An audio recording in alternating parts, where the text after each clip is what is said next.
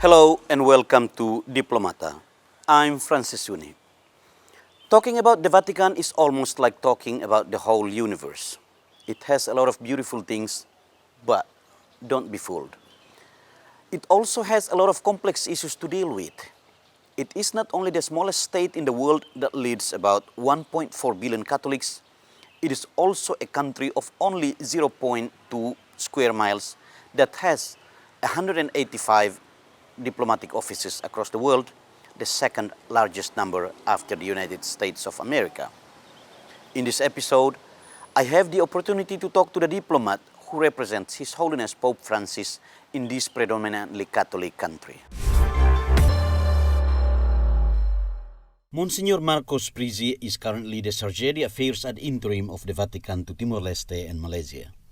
Before his posting in Timor-Leste, Monsignor Prizzi had also been deployed in Brazil, the United States of America, India, Nepal, Mongolia, and Korea, occupying various diplomatic positions. He was born in Messina, Italy on the 7th of October 1967. After becoming a successful lawyer, Monsignor Prizzi decided to join the seminary to become a priest. He was ordained a deacon in his hometown on the 26th of September 1998 and became a priest a year later on the 26th of June. Monsignor Prizzi holds 2 PhDs, one in civil law and the other in dogmatic theology. He also completed his master's degree in journalism, as well as 2 postgraduate degrees in canon law and dogmatic theology and a bachelor degree in theology. Apart from those degrees, Monsignor Prizzi also received a research scholarship in labor law as well as specialization in international law and diplomacy. He has been involved in a number of multilateral diplomatic activities and published numerous academic articles.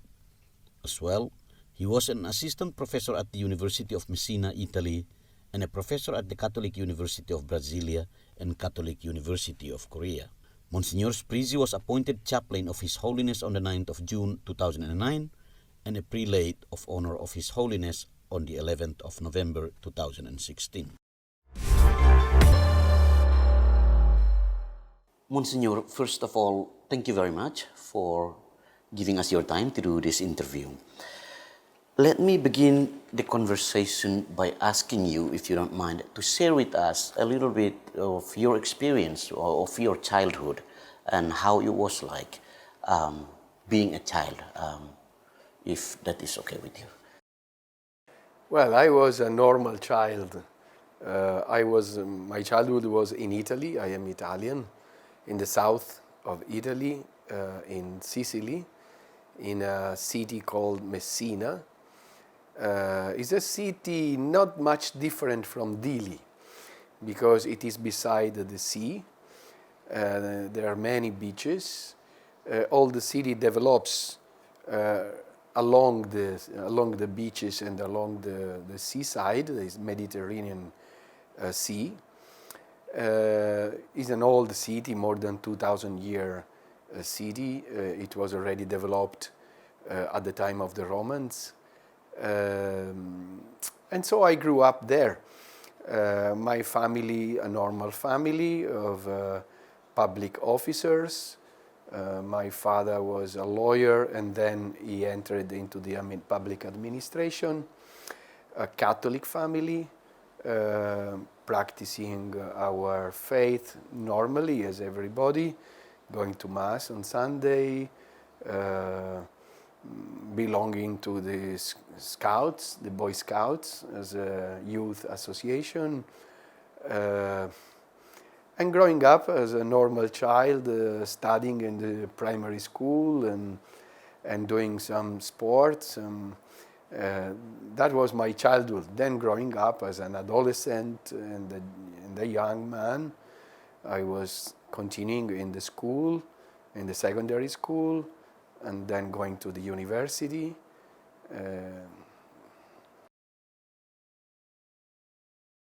Tell us about the role of the church or the Catholic Church and your parents in your journey to priesthood. Well, the faith was very much present in my family. As I said, we were practicing Catholics. So We were going every Sunday to Mass. My father, my mother taught us to pray normally every day, when getting up, when going to bed, before lunch, before meals. So the faith was a normal part present in our lives, our daily lives. We received, I speak me and my brother, we were two only, we received a testimony, a witness of faith. Every circumstance of life was lived in the light of faith, in the light of the providence of God, in the light of the will of God, trying to understand what was the will, the project of God for each of us. But I was not apparently inclined to priesthood. I did not go to the minor seminary. I studied in the public schools, at the beginning in the Salesian schools, and the primary school was at the Salesians. Then I went to public school, very good public school, and then I went to the university, and I received my doctorate in civil law, and I became a lawyer. So I was not apparently with the vocation of priesthood. So how did you end up being a priest? Yes, but as I said, the faith was very much present. And I was doubting, I was questioning myself very much about the presence of God and the project of God. So I was a young lawyer, advocate. I was also assisting professor in the university in civil law. And also I was a journalist in the public Italian TV RAI, so TV journalist. I had a girlfriend, a fiancée, but I was not fully satisfied of my life. I had something telling me that that was not the fullness of my vocation in life. Something was telling me I was not in the right place, though apparently I was very successful, apparently. I had money, I had success, but not happy inside. So I accepted the proposal of an old missionary, a priest, a missionary of the congregation of the Chameleons. Maybe here is not known. It's a congregation that serves the sick people. And I went in Africa, in the state of Benin, when I was 25 years old. And I went there, leaving behind everything that I was doing, and going as a missionary layman. And there, in Africa, in Benin, serving the poor, serving the sick, I discovered that God was calling me to priesthood. So it's not an usual way, it's a very unusual. And there I said my yes, my answer, my positive answer to God. It was very difficult for me to imagine myself without a wife, without a woman with me, because I was always thinking in terms of marriage. But the joy that entered in my heart when I said yes, it was bigger than the doubts that I could have thinking myself alone without a wife. So I just tried. And so I went back to Italy after 7 months of this lay service, this apostolate missionary service in Benin. I went back to Italy, to my city, and I entered the seminary at the age of 26. And so I joined all the younger seminarians, of course major seminary, already with my doctorate, with my life, but I just joined them, and I started my studies to become a priest. How much was the Salesian school influence in your in your career, especially with the Well, I apostolic? still have a very great affection, and I would say a kind of debt of gratitude for them, because the example of Saint John Bosco and the example of the Salesian priests was always shining in my mind, in my heart. They were very good priests. They were at the service of young people. They were examples of joy of the faith. But I did not become a Salesian, so I did not follow Salesian charism. I would say that was important, but not decisive. More decisive, I think, was with the witness of my father and my mother. What was the reaction of your family and friends? You mentioned you had a fiancé. How was they reacting to your decision to join the seminary instead of continuing your already successful career? Yes, my mother was very worried when I left everything and I went to Africa without yet a specific choice. I just went to Africa to serve the poor without saying I will be a priest, I will be. So my mother was really very worried. My father was trusting me 100%. He was saying, if Marco, this is my name, if Marco is doing that, he will do well. So he was very trusting me. My mother, as a mother, was worried. Well, what will be of my son? My friends could not believe. My friends really were very surprised. Of course, they knew that I had faith, but they could never believe that I could be a priest. And still, my old friends that I still see when I go back to my city, they still remember my youthness, and so they're still that kind of surprise is still on their lips. So after Africa, where else did you go when you became a priest? Where else did you serve apart from Italy? Yeah, when I became a priest, then I was called by the Vatican to join the diplomatic service, the diplomatic task of the Holy See of the Vatican. I did a new doctorate in theology and also canon law. So I was thinking to go to serve as a parish priest, maybe also professor in the seminary. But the Vatican called me in the Diplomatic Academy, that is the school for the diplomats of the Holy See. We have a special school, the oldest in the world, is 300 years old academy school.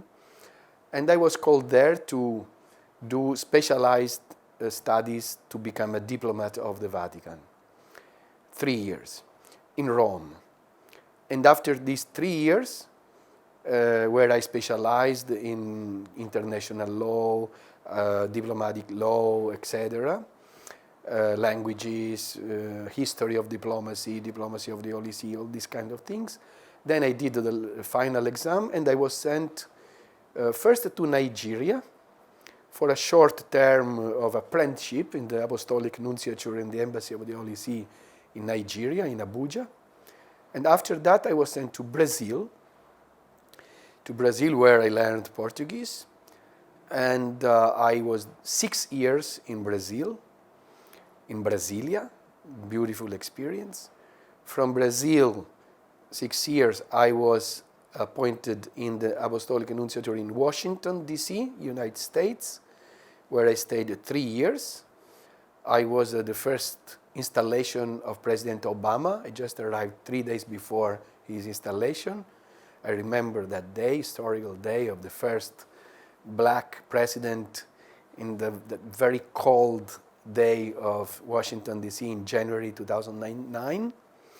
Then from Washington, after 3 years, I was posted to India, New Delhi, Apostolic Nunciature, for almost 4 years. From India and Nepal, we had also the responsibility of Nepal. I was posted to Korea, South Korea, Seoul, and Mongolia. 4 years in Seoul. After 4 years in South Korea, I was transferred to Timor-Leste as the chargé d'affaires, the acting nuncio in Timor-Leste. And I'm here now for 2 years. Let me take you back a little bit to your education in the seminary. How was it like? We in Timor, we normally tend to think seminary education is quite difficult. It's very high disciplined. It's very hard studying. How was it when you did your study in the seminary? Yes, it was a serious, heavy in terms of studies. I was very much used to study because already I had the doctorate in civil law. I was a professor at the university, so it was not difficult for me to study. But the discipline was serious, and but at the same time there was a nice atmosphere of good relation with the teacher, professors, with the superiors, and among us. I did the 2 years in my city, in Messina, in the seminary, the philosophy. Then I was sent to Rome by the Archbishop to study at the Gregorian University in Rome, and to the seminary that is called the Capranica College, that is a very selective seminary for people of all over the world. So my colleagues in the seminary were from all the continents, from America, from Africa, from Asia, and from Europe, of course. So it was an international environment, my seminary in Rome. And also the Gregorian University, there are people of 100 countries at least. There are 5 languages in which you can do the exams and the studies. And the Gregorian is very, very tough, very serious studies. But for me it was very beautiful. I enjoyed to study theology, to study philosophy, and to prepare to priesthood in that kind of environment. Your experience working and serving in different countries, how much does that influence you in looking at the world from the perspective out of Vatican and Italy? Yeah, this is a nice question. I thank you for this question. I think the experience of going around the world, of living with different people, different cultures, gives me a sense, I would say a sense of brotherhood, of humanity in terms of unique and all family. What Pope Francis just wrote in his last encyclical letter, Fratelli Tutti, about universal brotherhood, I am experiencing it for the last 20 years. Because wherever I've been, at the same time, I was enriched by different cultures, different way of life, temperament, style. Of course, the Brazilian are so much different from the North American people, and North American people so much different from Indian, and Indian so much different from Korean, etc., and Korean from Timorese. So this enriching me very much. I am learning, I am enjoying the different cultures. At the same time, I realize that we are, at the end, essentially, we are the same. Yes, there are different cultures, different character, different way of life, history, but at the same, at the end, we are all very much similar in our human attitudes.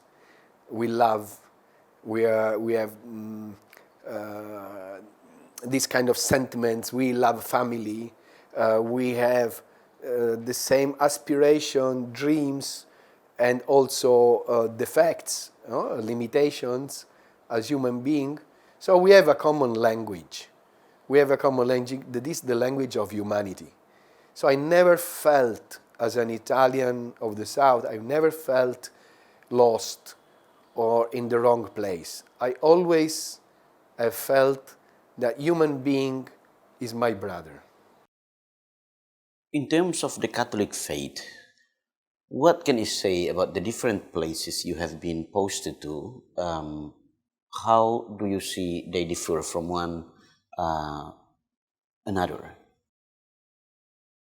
Yes, I can understand that where the Catholic faith is practiced by the majority of the people of the country, usually there is a kind of relaxation in terms of witness, in terms of identity, of practice of the faith.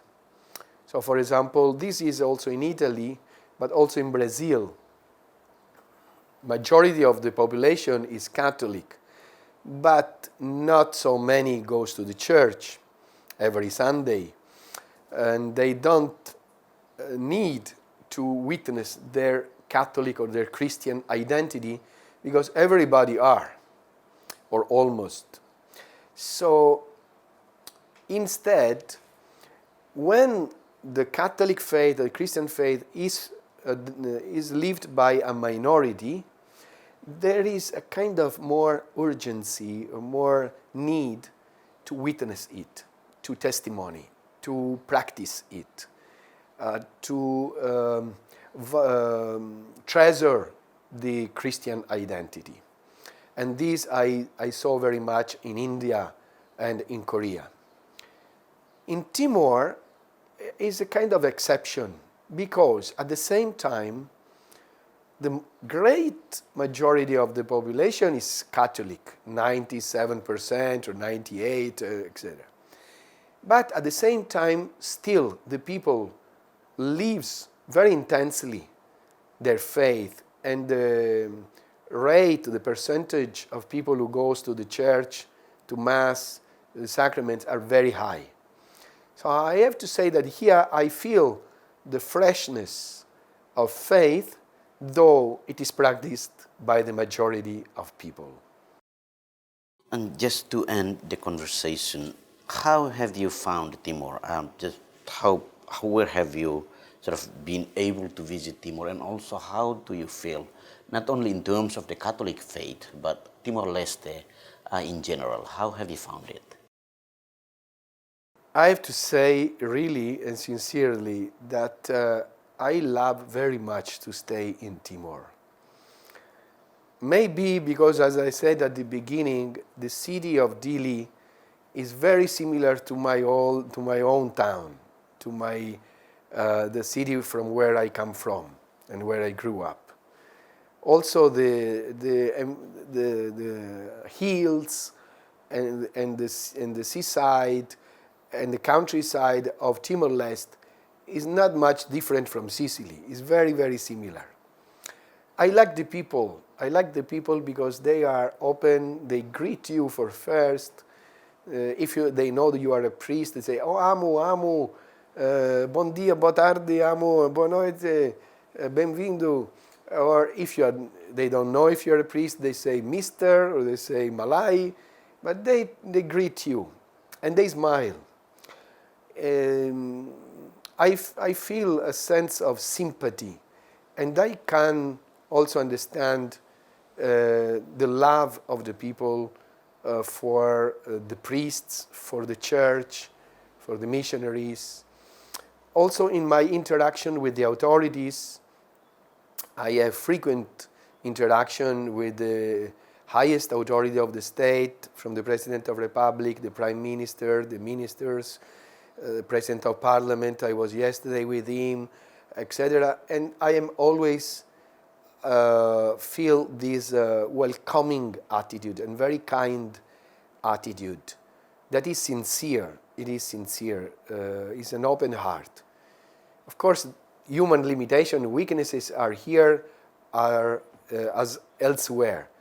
But I love very much the people and the place of Timor-Leste, and I'm trying to working hard from my part in contributing to develop the country, to grow in harmony, in peace, in a growing and growing reconciliation, taking care especially of those who are more marginalized, who are more in need, in order that this country can grow all together and taking care of the most disadvantaged and having their own style of life, their own culture, not just copying Western models or other ASEAN, but just to have their own identity and their own development.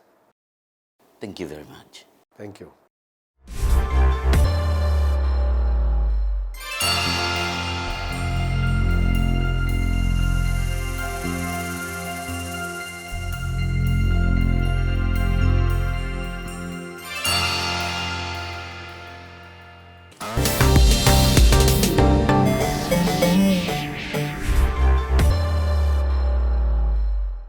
Thank you very much for staying with us. You're still on Diplomata.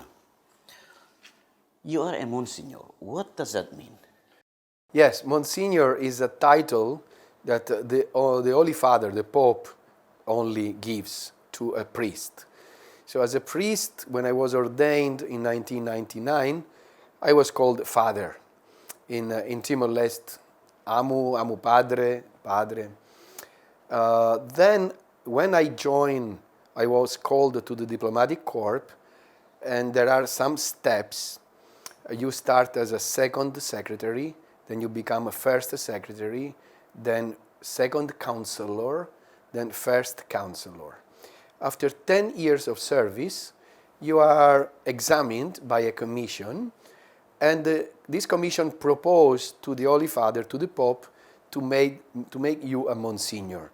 That is a title of honor that makes you also able to dress in a specific way, like very, very similar to the bishop, and gives you more closeness to the Pope. You are admitted in the household, in the family of the Pope.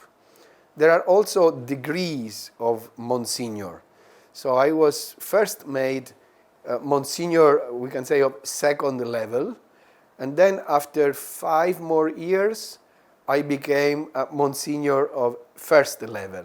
It's called Prelate of His Holiness. And these are just to make you more close to the Pope, more close to the level of the bishops, in interacting with the state and church authorities. You have a higher dignity. Something that is very interesting to know, how do you communicate with His Holiness Pope Francis?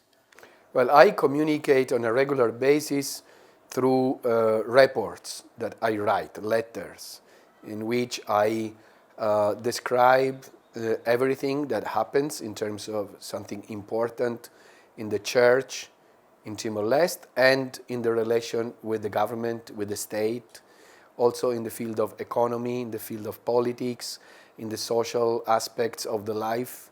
So I always relate to the Holy Father writing reports for him. Usually they pass through the Secretary of State and then goes to the Pope. Some special communication, when very urgent or very important, can go directly to the Pope.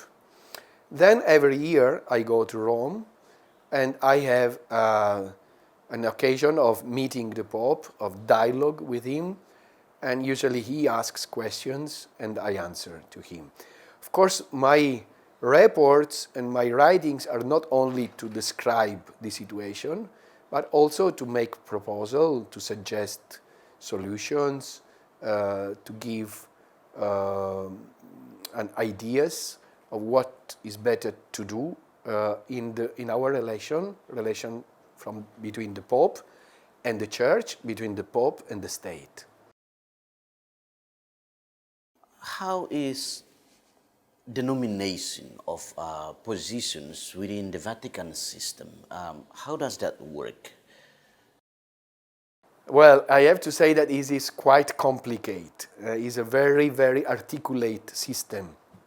You have to think that the Vatican is at the head of a structure of 1,400,000,000 people, the Catholics in the world. So, though the people imagine the Vatican as a small thing, but it is at the head of a very much articulate and complex structure that was created in so many years and centuries. To be simple, I can say that, of course, at the head of everything is the Pope, that is the successor of St. Peter, the head of the apostles. And then in the Vatican, there is the Secretariat of State, that is the main, I would say, the right arm office of the Pope, that coordinate all the others departments that we call dicasteries. And each department or each dicastery is headed usually by a cardinal. And they take care of the various aspects of the life of the church and also of the life of the world. So there is the dicastery for the evangelization of people, all the missionary work of the church around the world. And there is the dicastery for the bishops, for the clergy, for the religious, for the doctrine of the faith, so the doctrine, for the universities, for the healthcare, for the migrants and problems of the workers, all aspects, the culture, the different aspects, also the justice, the finances, like a government. Then there is the diplomatic service, the diplomatic role. We have 185 embassies in the world. Together with the United States, we are the state that has more embassies in the world. Only United States has a few more. Then it is the Holy See, the Vatican. More than other countries, even biggest countries in the world, less embassies than us. And these embassies are called apostolic nunciature. And the ambassador is called the nuncio. When it is not a nuncio, as I said, as a full rank, is a chargé d'affaires, that's called in English acting nuncio, like me here in Timor-Leste. And the task is to keep the relation of communion between the Pope and the local church. This is the first task. And also the relations between the Pope and the government, the state in which you are. So in this case, the state of Timor-Leste. Why does Timor-Leste have a nunciatura? Is it because of the fact that Timor-Leste, the population of Timor-Leste is majority of Catholics? Is there any other reason to have a nunciatura in Timor-Leste?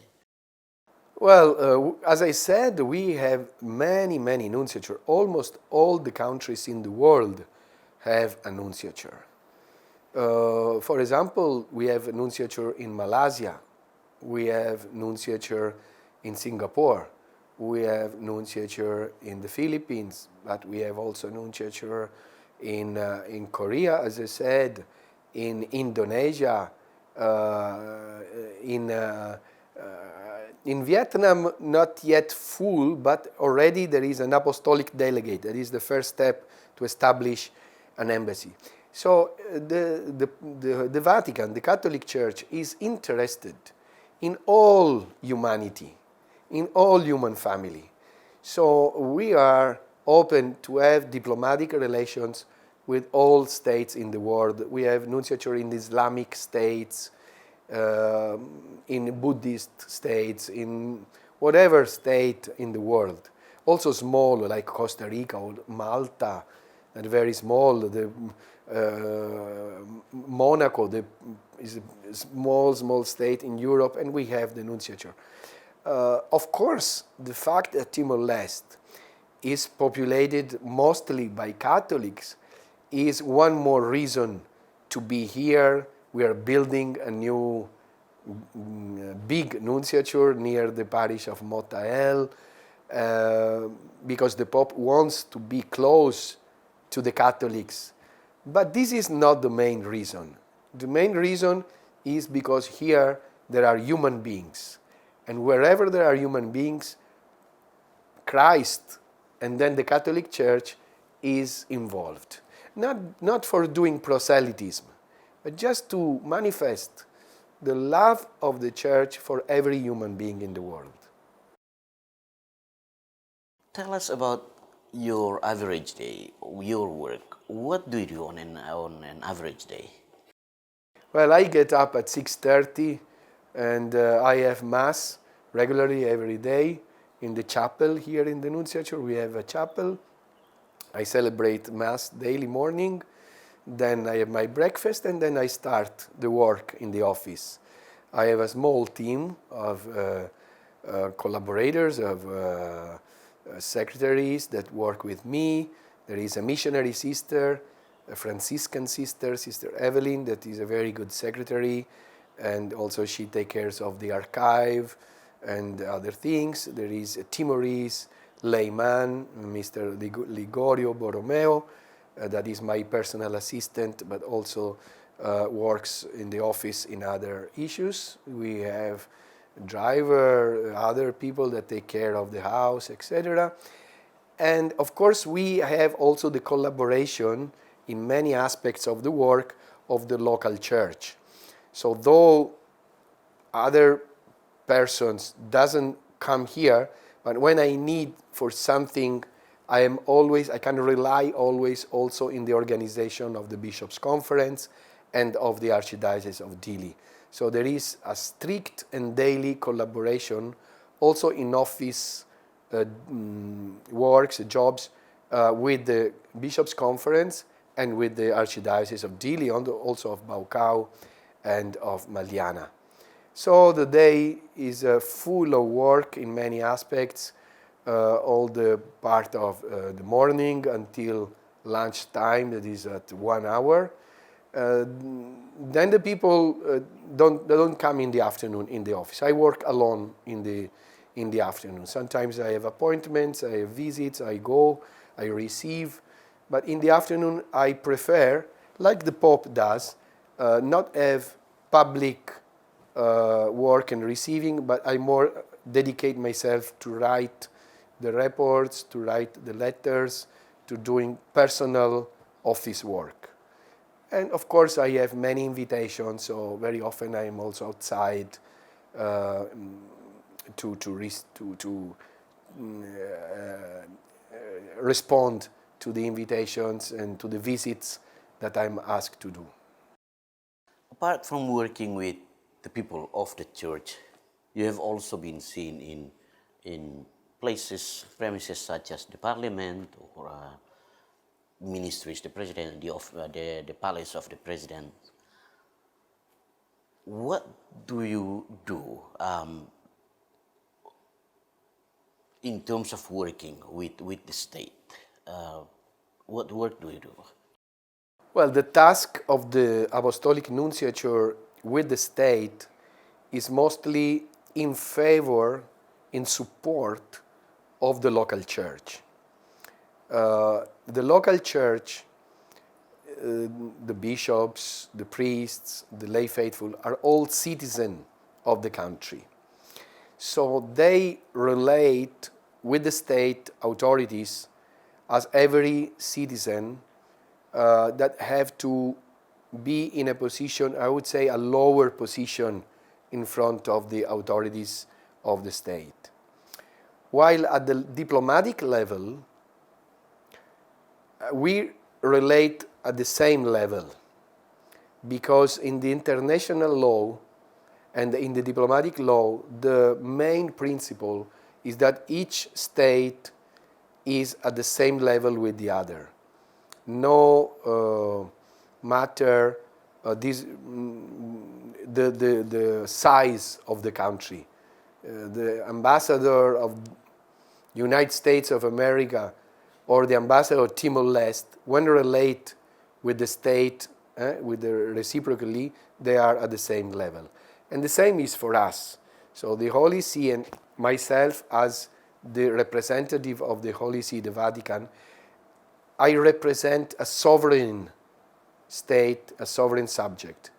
So whatever I ask, whatever I do, is at this level of parity, of being the same level. And I advocate for the rights of the Church. So, for example, we have we call concordata, an agreement, that is an international treaty signed in 2015 by the head of the government, Prime Minister of Timor-Leste at that time, 2015, was Maria de Araújo, Rui Maria de Araújo, I guess, and by the Secretary of State of the Holy See, the Cardinal Parolin. Then the Parliament of Timor-Leste approved this international treaty in November 2015, and it became a law in the juridical system of Timor-Leste.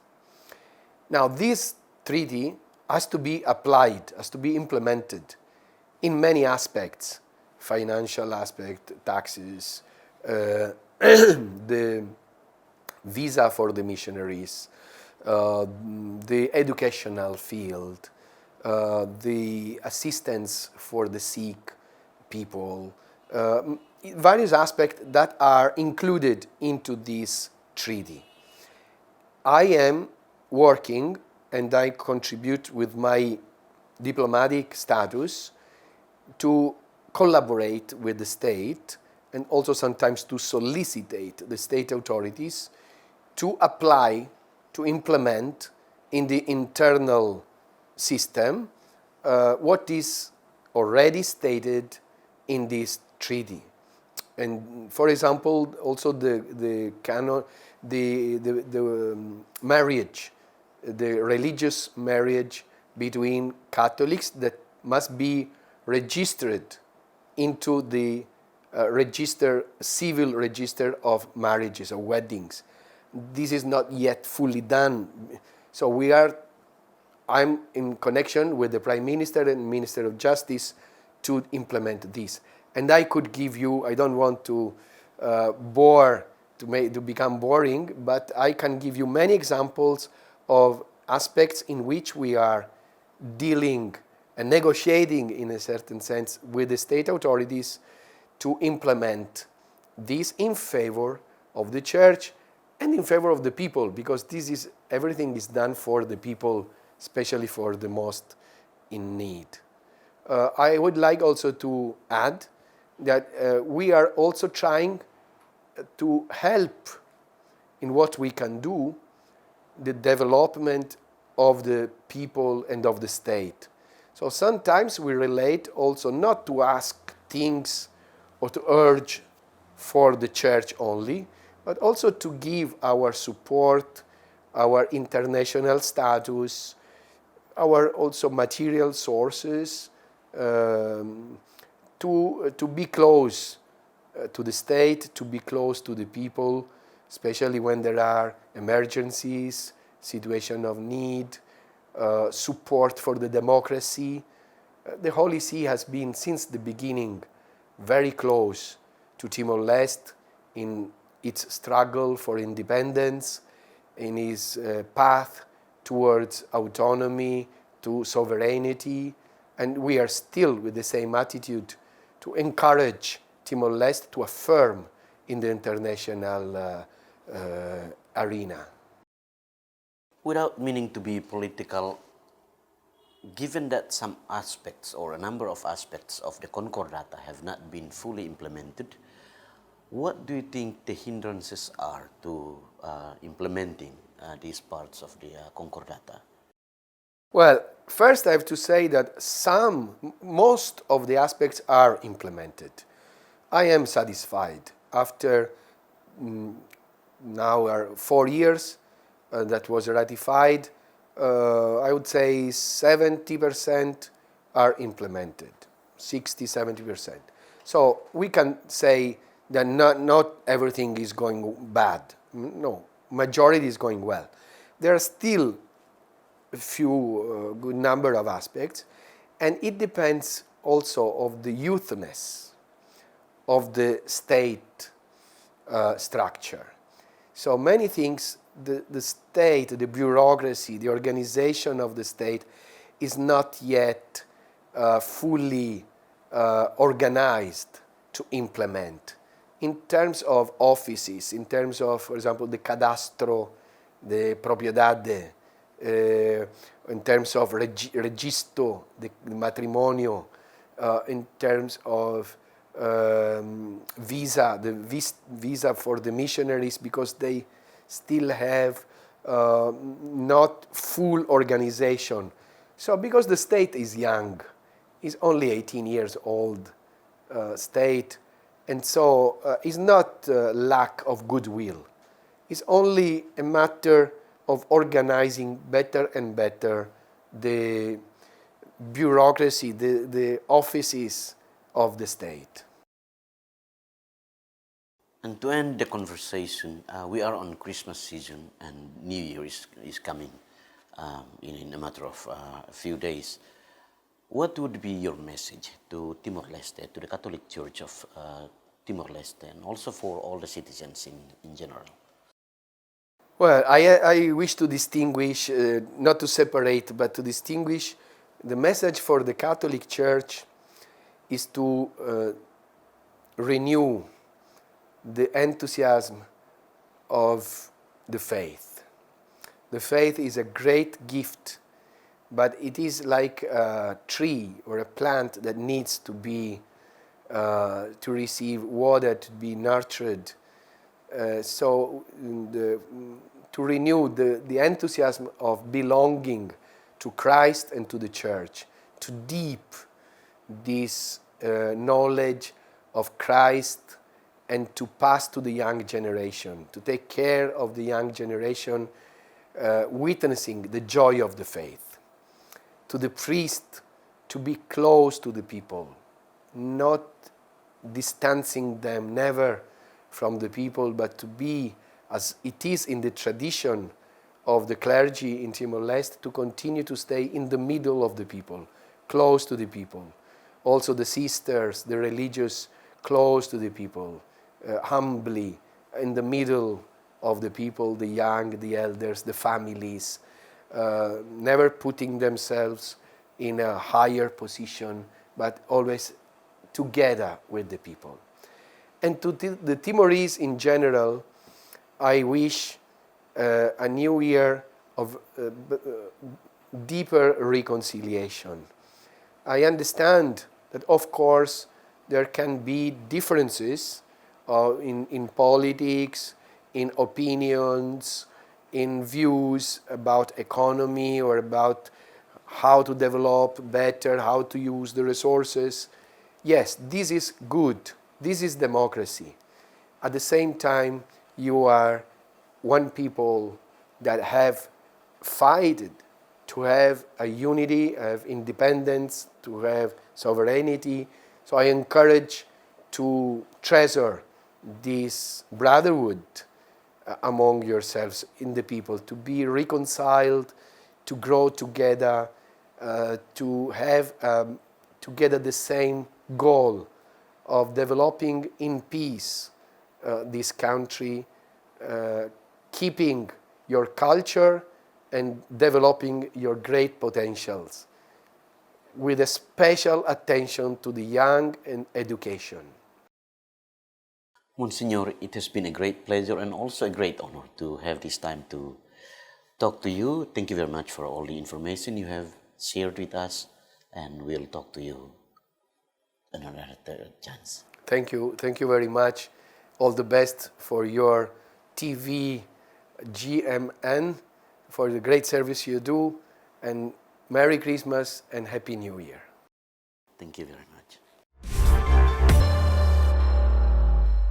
Monsignor Marco has given us an insight of what happens in his work as well as in his personal life, which is never short of interesting experiences. Thank you very much for watching. I hope you have enjoyed the program, and I'll see you on the next episode of Diplomata. I'm Francis Suni. Bye for now.